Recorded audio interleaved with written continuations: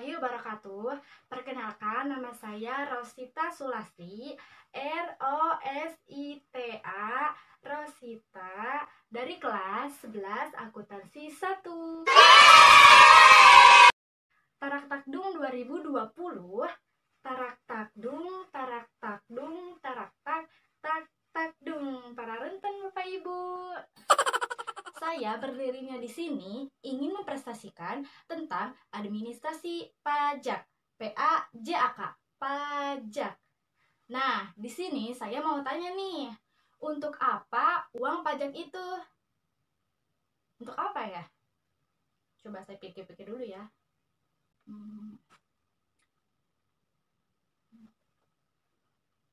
Untuk apa ya? Cie, nungguin ya. Nah, sebelum ke isinya, dikarenakan saya belum hafal semua materinya, hafalan dari halaman 1 sampai dengan 20 itu belum saya hafal semua. Jadi di sini saya akan mempresentasikan yang saya ingat. Jadi kalau misalnya saya ada kata yang salah atau resol, jadi mohon maaf Bapak, Ibu, Guru yang saya hormati. Nah, jadi pengertian pajak. Tadi saya tanya, untuk apa saja uang pajak itu?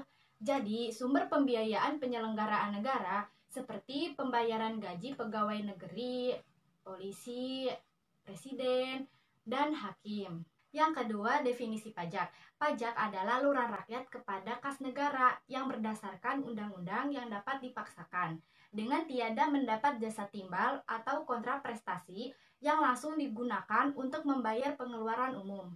Nah, yang ketiga ada ciri-ciri pajak. Ciri-ciri pajak ada 5 macam. Yang pertama itu pungutan negara, yang kedua dapat dipaksa, terus yang ketiga diatur oleh undang-undang. Terus yang keempat, tanpa imbalan langsung dari negara. Terus yang kelima, digunakan untuk keperluan negara bagi sebesar-besarnya kemakmuran rakyat. Jadi yang keempat ada fungsi pajak. Fungsi pajak juga ada 4 macam, yaitu yang pertama fungsi budgeteir, yang kedua fungsi reguleren, terus yang ketiga fungsi stabilitas, yang keempat fungsi redistribution atau pemerataan. Nah, jadi di sini saya akan menjelaskan satu fungsi saja, yaitu fungsi budgeteir. Nah, apa itu fungsi budgeteir? Yaitu pajak sebagai sumber dana bagi pemerintah untuk membiayai pengeluaran-pengeluarannya. Jadi, sekarang yang kelima ada kedudukan hukum pajak. Nah, di sini yang pertama hukum perdata. Hukum perdata mengatur hubungan antara satu individu dan lain. Terus yang kedua ada hukum publik. Hukum publik mengatur hubungan pemerintah dengan rakyatnya dan dibagi lagi menjadi 4 macam. Apa saja? Yang pertama, hukum tata usaha. Yang kedua, hukum tata negara. Terus yang ketiga, hukum pidana. Yang keempat, hukum pajak. Nah, jadi hukum pajak termasuk dalam hukum publik. Nah, di sini ada material dan formal. Mengatur materinya dari material 1 subjek, 2 objek, 3 tarif. Dan mengatur acaranya dari formal 1 cara mendata, cara menetapkan, cara membayar, dan cara melapor. Nah, contoh dari material 1 Undang-Undang No 36 Tahun 2008 PPH.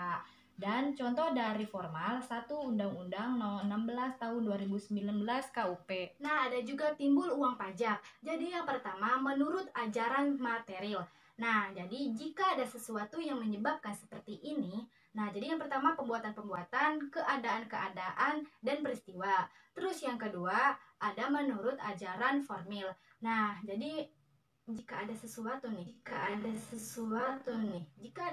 surat ketetapan pajak oleh jadi 1 pembayaran atau pelunasan melalui kas masuk negara, terus bank persepsi, dan yang ketiga kantor pos. Nah, ada juga filosofi dasar pajak. Undang-undang perpajakan divisi self assessment, mendaftarkan diri, menghitung, memperhitung, menyetorkan, dan melaporkan. Nah, wajib juga menggunakan SSP atau sarana administrasi lain pembayaran dan penyetoran pajak kas negara. Oke, setelah itu kewajiban pelaporan. SPT merupakan sarana dalam melaporkan dan mempertanggungjawabkan penghitungan jumlah pajak yang sebenarnya terhutang. Nah, yang terakhir pengimpunan pajak. Penghapusan pajak yang sebenarnya terhutang tidak dikenai sanksi administrasi perpajakan dan sanksi pidana di bidang perpajakan dengan cara mengungkap harta dan membayar uang tebusan. Oke, jadi saya cuma bisa mempresentasikan dari sini saja. Jadi hafal cuma segini saja. Mohon maaf bila ada kata dan ucapan yang salah. Wabillahi taufiq wa hidayah. Wassalamualaikum warahmatullahi wabarakatuh.